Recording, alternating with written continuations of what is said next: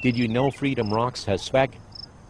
You can help stimulate the economy and show how much you like Freedom Rocks at the same time.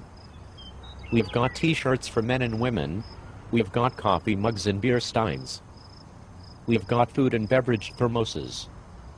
You can get your own Freedom Rocks swag with the show logo, as seen in the opening title of the show, right here at our Cafe Press shop. That's cafepress.com/freedomrocks.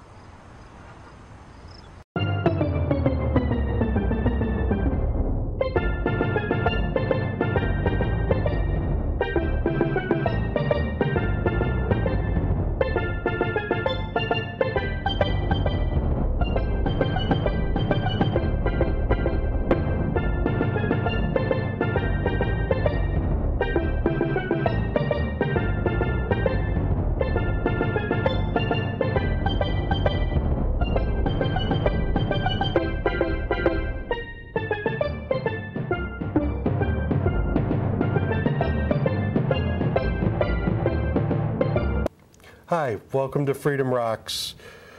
Chris couldn't join us in studio this week because he's in New York City at the Libertarian Party of New York State Convention. He's joining us by phone, and just so you know, this phone beeps once a minute to let you know how many minutes you're using, so just because you hear a beep every minute doesn't mean Chris is cussing. Welcome to the show. Thank you, Max. So, is there any news to report? Yes, well, first of all, I'd like to say that I've received the Libertarian Party nomination for the United States Senate. And I will be Congratulations. Thank you. Yes, I will be beginning my campaign as soon as possible, which means tomorrow. I'm already set up. I've filed with the SEC. I have a website up, a Facebook page, a Twitter account. And I'm all ready to go. So, okay. And was there any significant competition? Rob Robinson was also nominated. He's a marijuana legalization activist in Ithaca. However, he did not come down to the convention. He was nominated by John Clifton, and he received 2 votes. I received 30 votes. So I have to say that the consensus of the convention is that I should be the candidate. That does sound like a rather a nail biter. Yeah, well, I'm prepared for this. I've been working at it, and I'm willing to devote myself full time to campaigning. I think that's what won over the convention. Because obviously I've been working hard, and the guy didn't show up, and I'm actually not sure. I haven't heard from him personally if he's interested in it. So I'm not even sure. Maybe it's just somebody really liked him. But anyway, the rest of the convention was fairly smooth. There wasn't a lot of competition. There was general consensus around the officer position. Mark Axon will continue his role as state chair. Our new vice chairs are Chris Padgett and Audrey Capozzi. Well, Audrey continuing in her role as vice chair.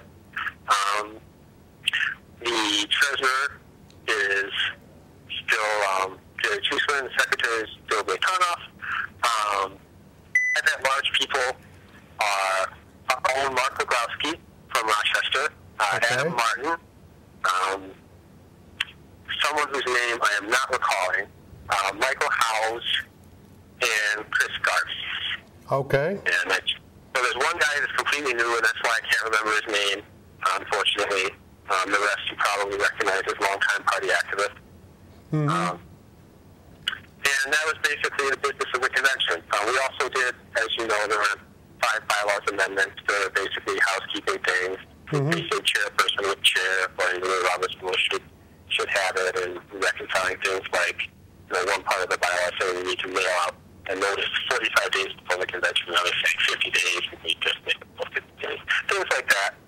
Just like, tidying things up, minor business, and that's pretty much the end of the business section. And those bylaws amendments passed? Yes, so they all 5 have been passed. Okay. Now, Mr. Next Junior Senator from New York, what What specific federal legislation are you going to start looking at repealing? Well, first of all, I think the National Defense Authorization Act, or at least the egregious provisions thereof, I think, people who have been paying attention are familiar with the fact that it basically allows the president to just have the military go and throw you in jail without any sort of legal due process because, he says you're a terrorist and they just come in the middle of the night and take you away. I think, obviously that has a chilling effect on the expression of, free speech and dissent generally. So that's definitely high up on my list of targets.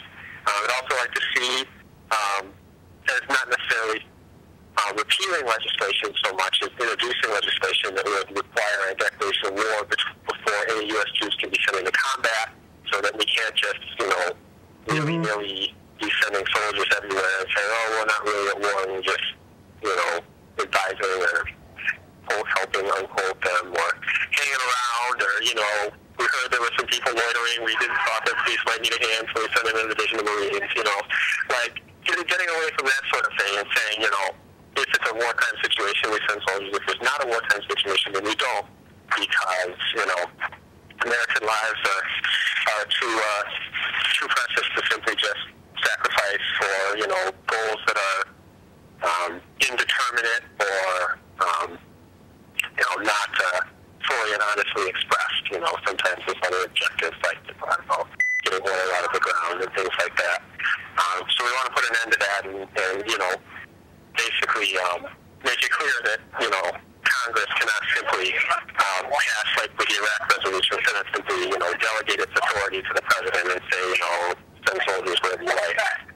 Yeah, now, correct me if I'm wrong, but, and I know I'm not, but isn't that already part of the Constitution? I'm sorry, say that again? There's people talking here. Yeah, correct me if I'm wrong, and I know I'm not, but isn't that already part of the Constitution, that it's the job of the president to declare war? Right, well, it's the job of Congress to declare war. Congress. And then the president. I misspoke. It's the job of Congress, not the president. Right. And then the president, of course, is commander in chief, prosecutes the war. Right. And, that was, obviously that was put in there not so that we could send soldiers and then say, oh, it's not really a war. That was put in there to make you mean like our not war in Libya? Right, yeah, the not war in Libya, the not war in Pakistan, the not war in Afghanistan, the not war in Iraq. I'm sure I'm missing something. You're missing. Not war somewhere we were fighting. Yeah, you're missing the not war in Korea, the not war in Vietnam, the previous not war in Iraq. Right, yeah. Actually, Korea is still technically a ceasefire. So I think that, maybe not. I could be wrong, but I think it's technically no, you're right. You're right, it is technically a ceasefire still. But then, since we were never technically at war anyways, that's kind of a moot point. Right, yeah. So, we weren't, right. So, obviously something needs to be done. We were able to defeat the Nazis and the Japanese in less time than, we've currently been in Afghanistan. And so, one has to say, what's the point? A war at least has a defined goal. You go in, you beat them, they surrender, you're done. What we're currently doing now is just completely open-ended. And, the rate of suicides in our military is higher than people that are actually being killed in combat. I'm going to have to interrupt you. We're coming up on our first break. We'll be right back. Did you know high-quality versions of all episodes of Freedom Rocks are available on DVD? Each DVD contains 3 episodes for just $15. We also have specials that aren't on RCTV or YouTube. You can find links to all of our DVDs on the Freedom Rocks website, freedomrocks.cybermansoftware.com. Welcome back to Freedom Rocks. As always, we'd like to remind you that this is a cable access show. That means we don't get Nielsen ratings. So we don't know you're watching unless you tell us you're watching, which you can do right here at this website at the bottom of your screen, Freedom Rocks, that's Freedom, R-O-C-S, .cybermansoftware.com. Once again, we're joined on the phone by Chris Eads from the Libertarian Party of New York State Convention in Manhattan. Next topic I'd like to get into is firearm rights. Where do you stand on repealing the National Firearms Act? I'm all for it. Obviously, I think you have to draw the line somewhere. The personal ownership of nuclear weapons is not something that I would advocate. But certainly, the way that, first of all, the way the National Firearms Act is structured that requires you to get stamps and licenses and things like that is really, it's designed to, it's designed to make it very difficult to comply with and therefore effectively ban things that it technically permit. But in any case, we should not be restricting firearms. We should be encouraging people to have training and use.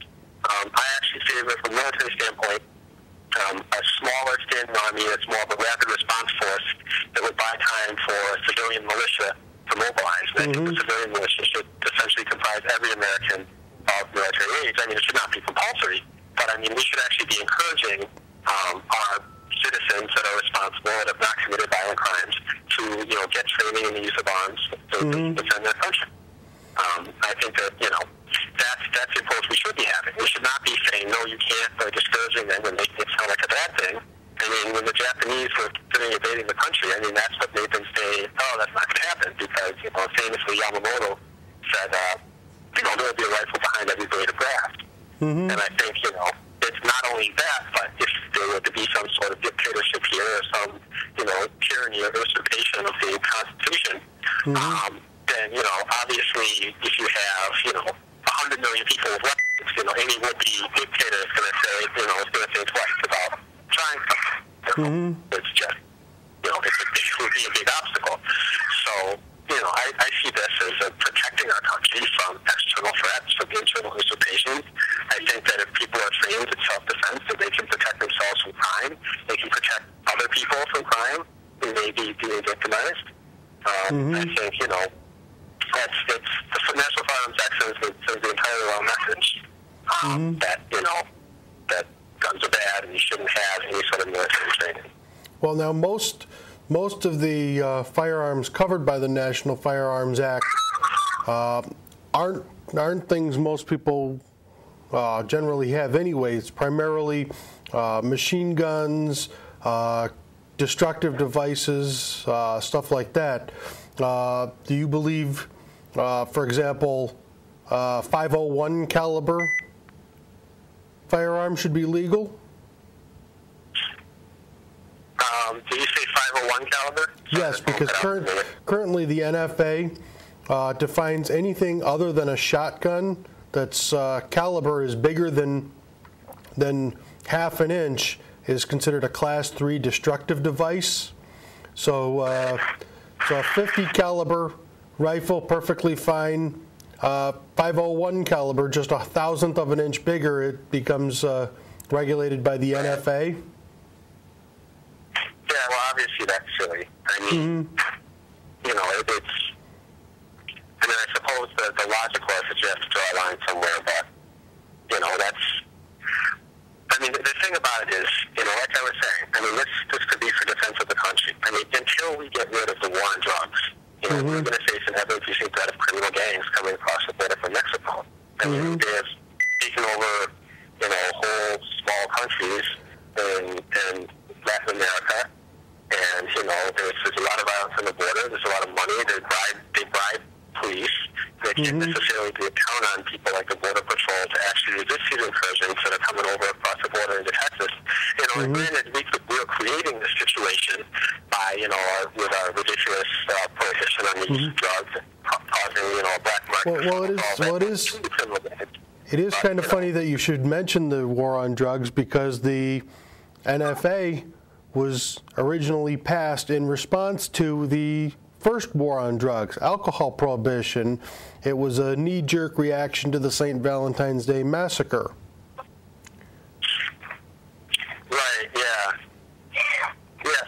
I mean, that's the thing. I mean, we only need these restrictions because we have created the situation that is the problem. You know, we create the problem, and then, you know, we propose a solution with itself. And of course, the solutions proposed always involve taking away people's rights. Exactly. So, you would do away with the NFA and re-legalize full auto? Yeah, I mean, I don't see why that's a problem. I mean, like I said, if somebody has committed a violent crime, then they absolutely should not be allowed to possess, you know, any kind of weapon. I mean, the full auto, I mean, people kind of get the wrong idea. I mean, if you really, you're going to run out of ammunition quick if you use a weapon in full auto mode. I mean, it's not, it's, you know, it's, people get this idea that they see like Rambo or something, and he's just firing off round after round after round after round. But, you know, most weapons that you can carry in your hand don't work like that. I mean, you have a certain amount of ammunition in the clip, and then, you know, if you're holding down the trigger on a fully automatic weapon, it goes real fast. You know, if you actually, you know, it doesn't make a lot of sense. If you have like serious criminal intent, you know, you probably don't need the full auto mode anyway. That's for like, you know, fighting in an army, basically. And, you know, that's not just, the kind of situation where full auto even makes a difference is not the kind of situation that's a common crime. It just doesn't have to. It's not a solution to a problem that we actually have. Right. Now, what about the GCA?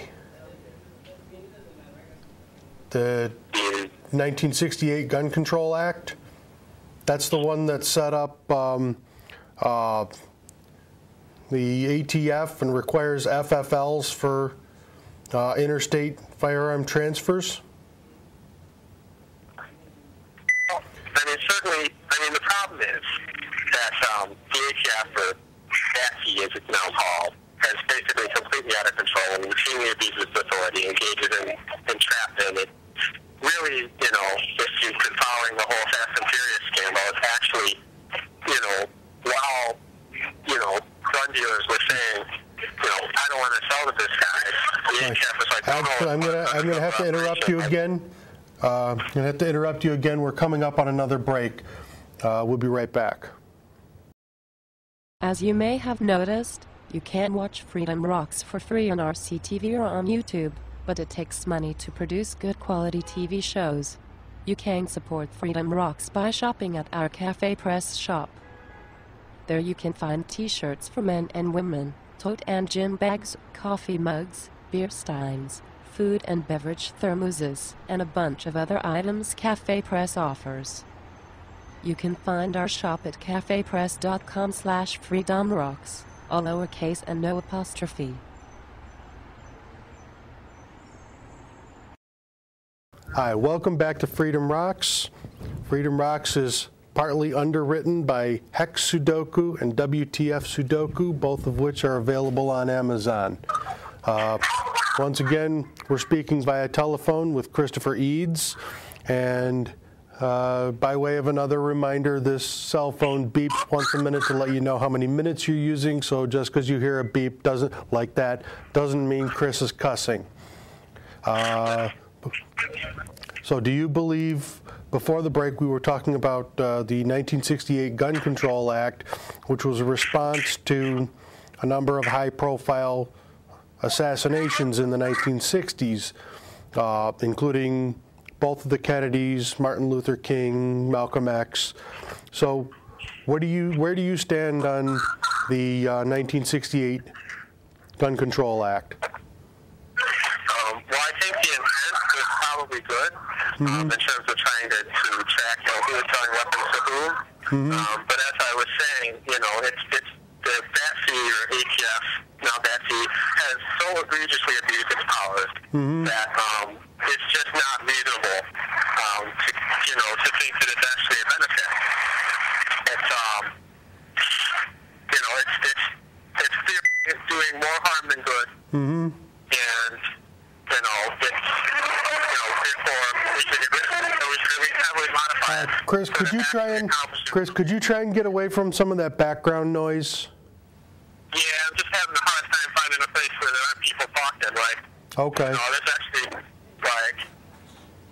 I'm going in here now, and there's like kids playing around and like jumping around right above the way. So, Okay. Well, let's at least try. Let's at least try to get on with the show.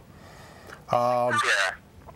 So anyway, the bat fee is overstepping its bounds. Correct, yes. So, I mean, they're overstepping their bounds. They need to be reined in.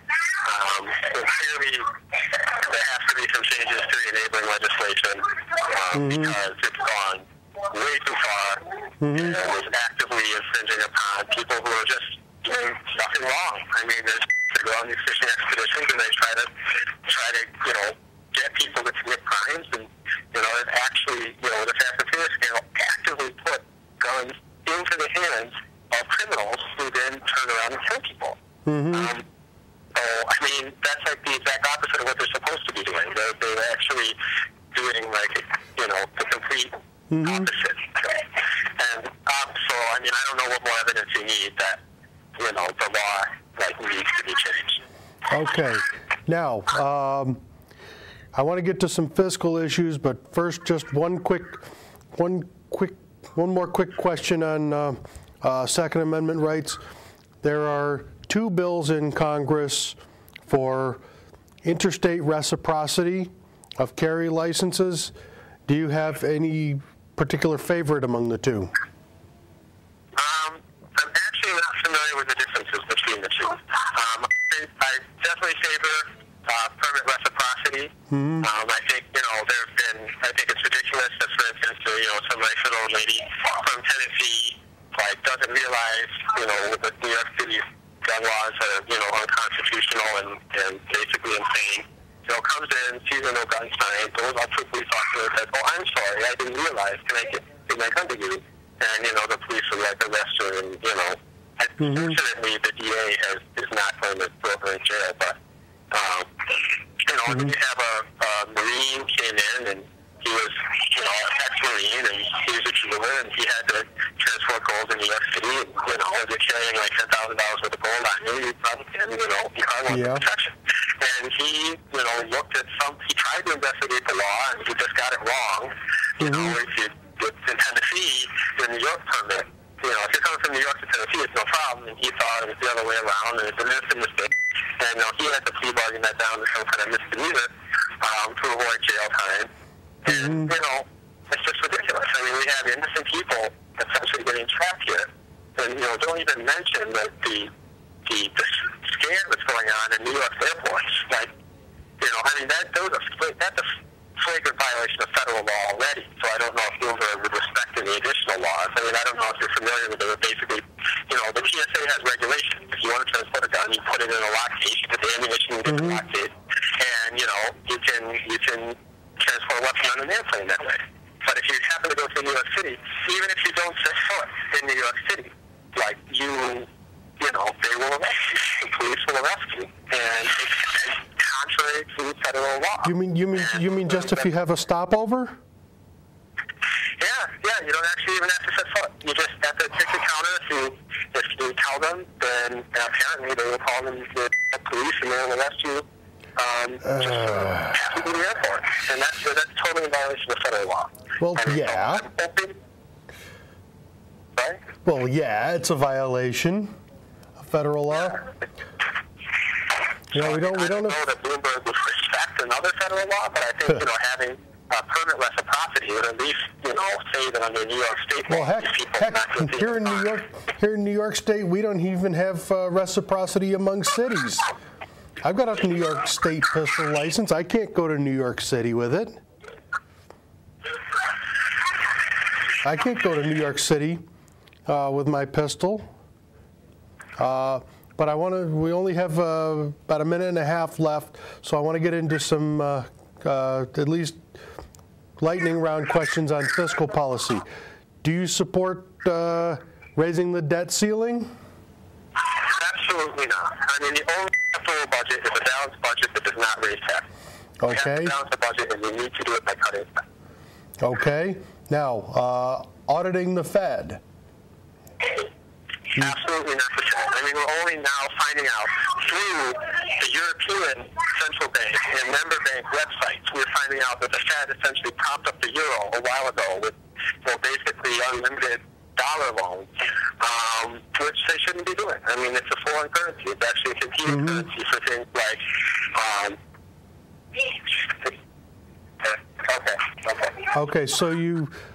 so now, are you in the audit the Fed category because it's a good idea to audit folks who have control over our economy camp, or the audit the Fed because there's some global conspiracy going on camp? No, I don't think there's a global conspiracy. Okay. I mean, I think that people are selfish and greedy and want power, but I don't necessarily know that they're really thinking generations ahead. Right. It's, like a centuries-old conspiracy, like the Illuminati or something. That doesn't square with what I know about human psychology. Okay. Well, we're just about out of time. I've been speaking with the next junior senator from New York, Chris Eads. You look for him on the ballot and swing by this website, and we'll see you next time.